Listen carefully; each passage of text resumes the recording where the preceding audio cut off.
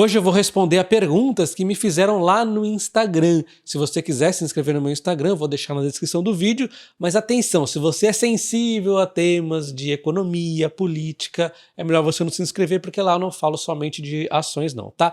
Mas aqui nesse vídeo eu vou responder a perguntas sobre ações. Nós temos várias perguntas aqui, mas como eu não consigo abrir aqui no computador, eu vou só ler aqui para vocês e depois eu vou respondendo, tá?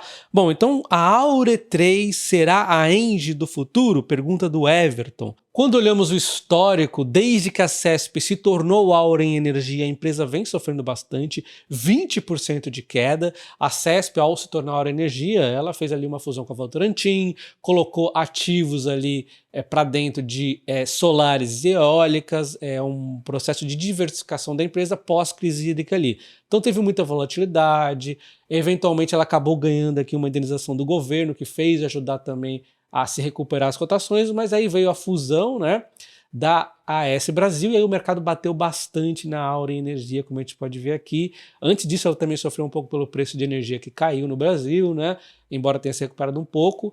A fusão com a AS Brasil foi determinante para a empresa estar em queda nesse momento Selic alto e momento de que a empresa acaba aumentando a sua dívida ali, né? Só que a CESP ela sempre foi uma boa pagadora de dividendos antes e até mesmo a AS Brasil também era, né? A tendência, na minha visão, é a empresa em breve voltar a ter uma pegada de dividendos. Bom, então vou dar minha opinião sobre a Auren Energia baseado no histórico de empresas elétricas, no histórico da própria Auren barra CESP ali e no histórico do que a empresa tem nos dito, né? E óbvio, da foto de como ela está agora nesse momento. Então o que nós temos? Uma empresa que tem uma dívida agora que vai puxar um pouco, então a gente sabe que ela vai ter que passar por um processo de desalavancagem. Nesse período ela não vai ter grandes dividendos. Mas depois disso, eu vejo uma certa tranquilidade aqui na Auren Energia para voltar a ser uma grande pagadora de dividendos, tá? Então olha só, pelo perfil dela, ela deve voltar a isso e pelo também que ela diz. Ela tem ativos longos aqui, hidrelétricos, 2056, o Porto Primavera, o maior deles, é longo. E aí tem um ponto aqui que os ativos da AS Brasil, 2032, 31 ali, não são tão longos. Então ela pode ter uma dorzinha de cabeça ali para ver como é que vai fazer, né? Renovação, enfim, leilão. Tem uma dorzinha de cabeça, mas, na minha visão, né? Ela vai estar numa situação de endividamento muito mais tranquila até lá, então tem tempo, tá tranquilo. E depois disso, é super tranquilidade, né? 2055 também ativos solares e eólicos, os da AS Brasil também são longos, então vai ter muita tranquilidade, muito dividendo, embora ela tenha essa questão aqui, número 1, do endividamento, que é o principal, que vai puxar o dividendo para baixo neste momento agora, né? E mais à frente ali, um pouquinho mais à frente ali, médio prazo, né, questão ali dos ativos da AS Brasil. E no meio do caminho, ela pode sim fazer aquisições de ativos solares pela visão que ela nos passa. O que ela fala? Ela gosta de um portfólio ótimo, que vai dar o melhor lucro possível para ela, as margens melhores, né?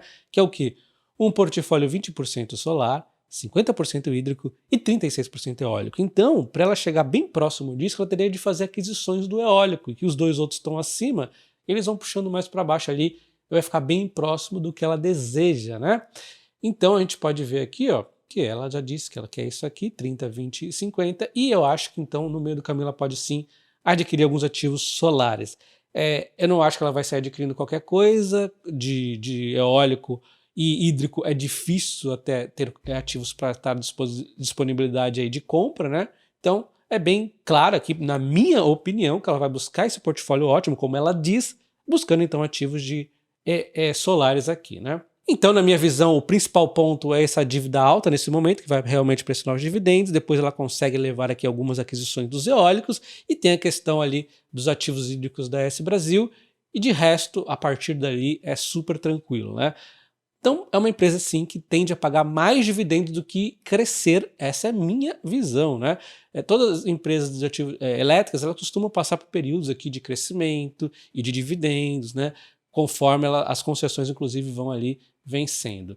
No caso aqui da Engie, ela sempre teve uma pegada de dividendos e crescimento. A gente vê que o dividendo dela nem é tão forte assim, porém é uma empresa que cresce muito. Olha o que ela fez nos últimos 10 anos. Então, como ela está sempre ali fazendo compras, fazendo aquisições, eventualmente ela até vende alguns ativos, ela é uma empresa que a gente não tem muita dor de cabeça com concessão, são concessões longas pra caramba, sem grande surpresa, até mesmo a crise hídrica que ela enfrentou ali, tranquila. Então uma empresa sem susto, uma empresa que é negociada a múltiplos premium, porque ela é uma performance premium. Então eu acho que a Engie, para quem quer dividendos assim, você pode até ganhar um pouco mais em outras empresas, mas a Engie, por ter um crescimento, ela vai acabar se traduzindo aí aos poucos também em um crescimento de dividendos maior ao longo do tempo. O dividendo dela está crescendo, mas é um crescimento que oscila muito. Como a gente pode ver aqui, esses 3 anos, por exemplo, estão com dividendos maiores, porém com uma grande oscilação, né?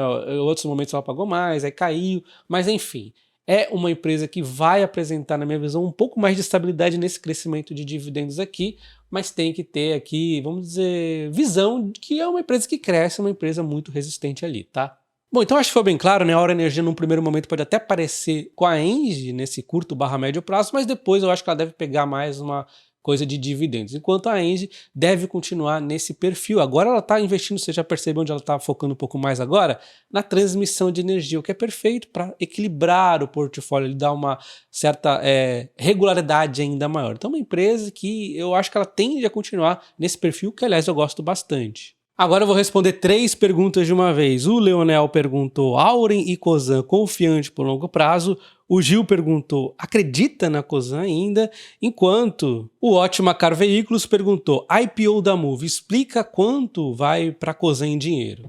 Então, primeiro respondendo sobre a confiança, no caso da Aura Energia, nós acabamos de ver ali os planos da empresa que eu resumi, e na minha visão, eu confio ali, desde que ela se transformou a CESP e virou em Auren, as apresentações da empresa são muito boas, é uma das melhores do setor de energia, eles falam exatamente o que eles querem, o que eles estão buscando fazer, eles explicam até coisas que do setor ali que de repente não seria necessário para uma empresa ficar explicando, mas eles são muito bons, inclusive qualquer um que investe em energia deveria assistir às apresentações da Auren, eles fazem muito bem isso, tá? Então, na minha visão, eu confio na Auren por conta de tudo isso, que eu já expliquei dos projetos da empresa e tudo mais, e por conta de confiar na própria direção ali da empresa. Em termos de Cosan, ela já se provou ao longo do tempo, sempre mostrando ao mercado que os planos dela estavam corretos, desde ali, quando ela saiu de uma açucareira, agora é essa empresa gigante que é hoje, diversificada. Acho que o ponto alto da empresa foi mostrar para o mercado que a aquisição da América Logística era correta, a empresa endividada, ferrada, destruída, mas ela fazia parte ali da estratégia da Cosan avançar com a Rumo, né, no transporte rodoviário, ela foi lá, adquiriu para continuar a crescer. Óbvio que foi um impacto muito ruim no primeiro momento, a Rumo teve que fazer um turnaround muito difícil, mas ela conseguiu fazer. Hoje a Rumo é uma empresa lucrativa, uma empresa com projetos longuíssimos aqui, concessões longuíssimas, então depois da Rumo acho que não dá mais para duvidar. Também esse ótimo trabalho que ela vem feito no agro, agora recentemente Radar, já nos Itelos ali, que se tornaram a Radar, né? Então temos também a própria Move, Compass, todas as empresas performando muito dentro do grupo, e temos a aquisição da Vale, que aí vem esse ponto de polêmica, né? Que recentemente saiu essa notícia que ela poderia estar vendendo sua fatia da Vale.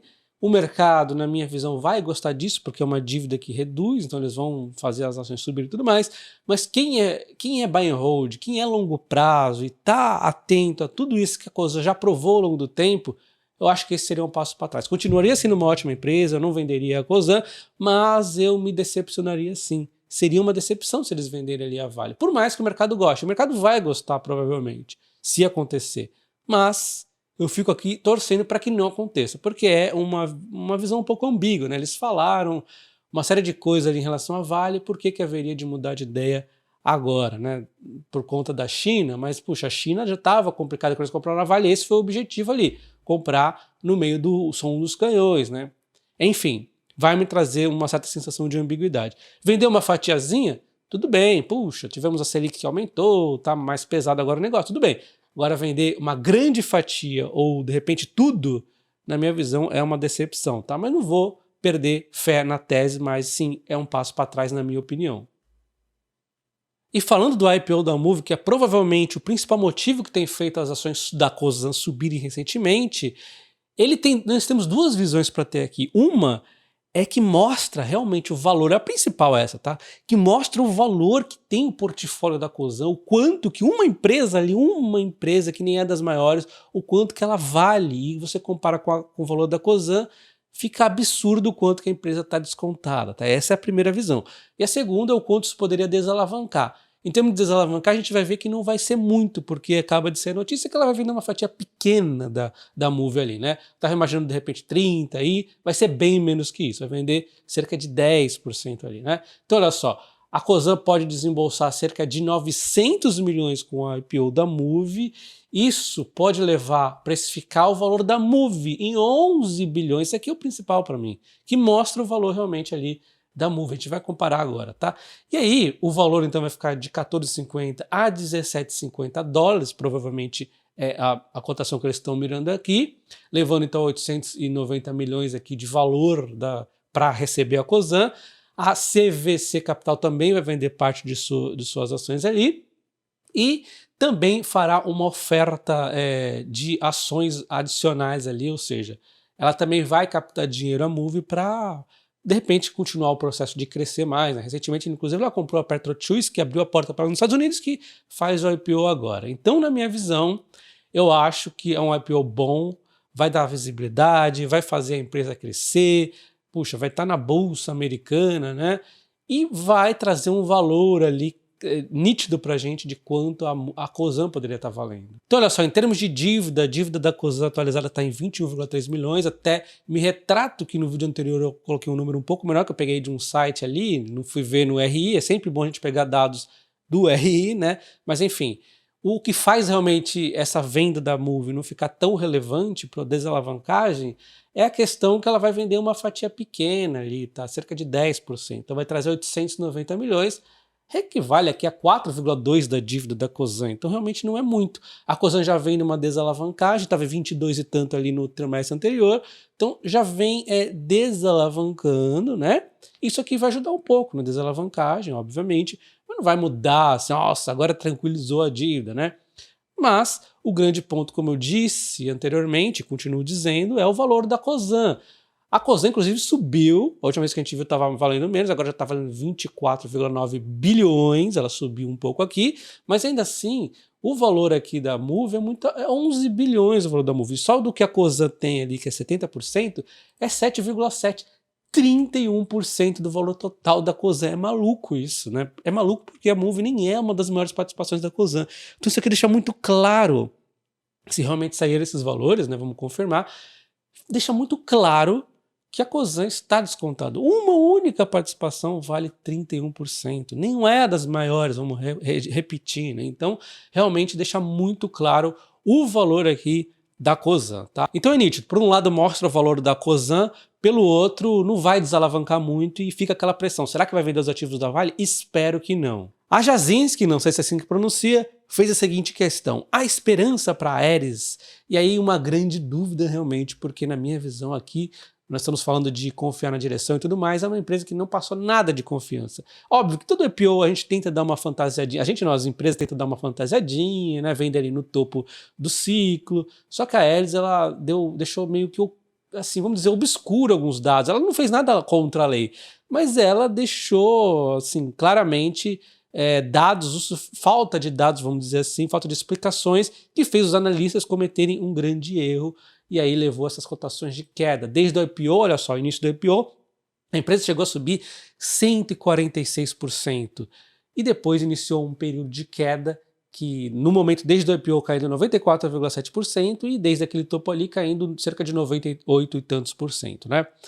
E por que a empresa teve primeiro um período de alta para depois ter uma alta de 146%? Por conta desse engano do mercado. Então não é só culpa da empresa, na verdade é mais culpa dos analistas que passaram a recomendar uma empresa sem entender a empresa, né? Alguns deles meio que compensaram parcialmente recomendando venda no meio do caminho por ter entendido melhor o projeto, mas na grande verdade é que quem recomendou compra de uma coisa que não entende está muito errado, tá muito errado. Peter Lynch diz, se você não entende de uma empresa, não compre. Como é que você vai recomendar a compra? Pior ainda, isso aqui é a coisa mais bizarra que eu já vi os analistas cometerem, recomendarem compra de um case que eles não entendiam, né?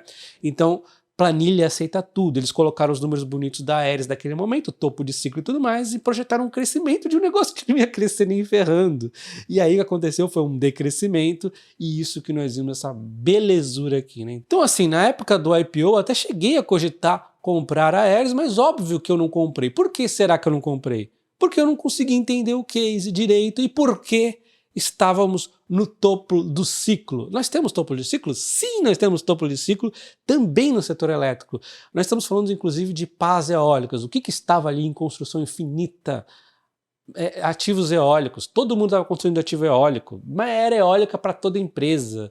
E o que acontece?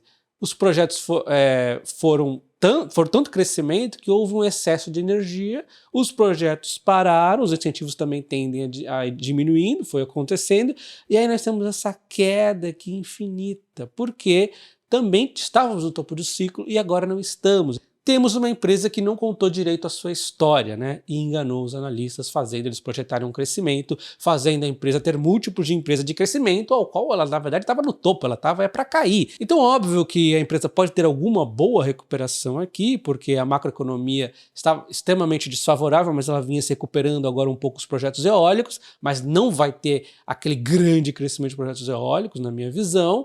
Então, não sei até que ponto pode ir esse crescimento. O outro ponto é que a direção da empresa, eu não acredito nela, porque ela deu uma fantasiada, na minha visão, de forma exagerada, fez até enganar os analistas ali.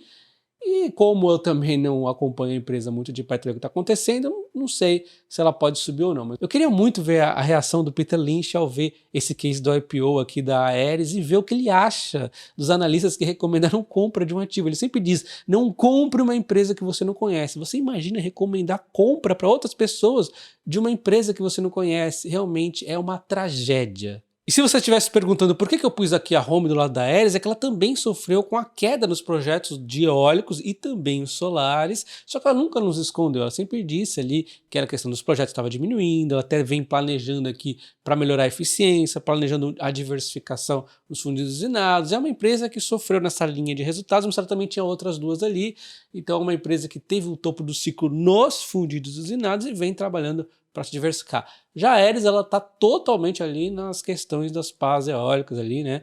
Então o case também pouco diversificado, tá? Então vamos à última pergunta, que não foi nenhuma caixinha de pergunta, que eu mandei errado no Instagram primeiro, eu sou atrapalhado no Instagram mesmo, mas enfim, é do Píssula, o Milionário Atrasado. Ele perguntou o seguinte, acho que todo mundo tem no mínimo uma empresa na carteira que é uma empresa boa, mas que está com PM muito ruim, e que se tivesse que comprar hoje, não compraria nunca. Qual a minha, na dele ali, é no caso a Unipar.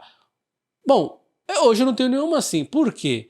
Observa, a empresa é boa e o PM é muito ruim. Se o PM é muito ruim e essa empresa é boa, a empresa foi caindo e ela tá barata. Então, ou até estaria barata hoje se o meu PM é ruim, né? Então o que eu faria é comprar. Não teria por que eu não comprar. Então, isso não acontece, isso dificilmente acontece comigo, não somente hoje, como sempre, né? Porque normalmente eu vou, a não ser que a empresa não seja boa. Bom, então a resposta é que no momento, na verdade, eu não tenho nenhuma empresa com PM ruim, e quando está ruim, normalmente eu acabo comprando mais ali, porque ele está falando de empresa boa.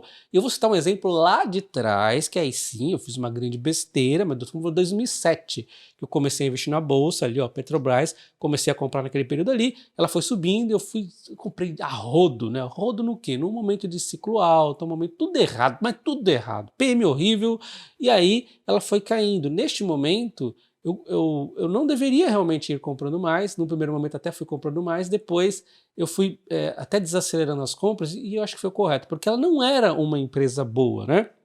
Então, enquanto seguisse uma trajetória de controle de preços, de prejuízo, o mais adequado era eu buscar uma diversificação, que eu até em algum momento cheguei a fazer, mas antes disso o grande problema é que no começo eu errei demais, colocando quase tudo que eu tinha justamente no topo. Então foi um erro muito forte e foi um momento que eu não deveria, não faria. Se fosse hoje, se eu fizesse esse grande erro, que vai ser bem difícil fazer, mas vamos supor que eu invista numa empresa no topo ali e que está sendo prejudicada por intervenções e tudo mais, eu não compraria mais. É só você ver como a empresa foi uma tremenda de uma faca caindo, de 2007 até 2016. São 9 anos de queda, e não é quedinha pouca, é quedinha de cerca de 80%, é muita coisa.